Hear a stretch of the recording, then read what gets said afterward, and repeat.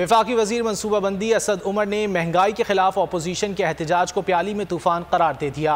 Washington में press conference में कहा कि हुकूमत के खात्मे की बातें छठी बार की जा रही हैं। अल्लाह ने जो लिखा है वही होगा। महंगाई सिर्फ पाकिस्तान में नहीं पूरी दुनिया इससे मुतासिर है। असद उमर बोले, मुस्तहकम अफगानिस्तान के ख़्वाहां हैं। पाकिस्तान को गैर मुस्तहकम करना भारत की एलानिया पॉलिसी है। भारत नहीं चाहता कि पाकिस्तान के हालात ठीक हों।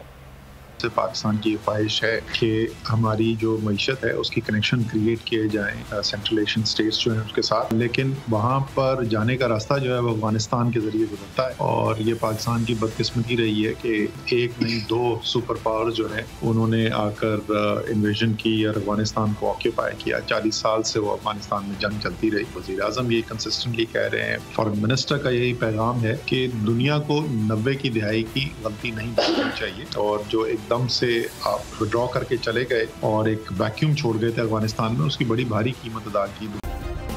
सब्सक्राइब करें और बेल दबाएं ताकि कोई खबर रह न जाए।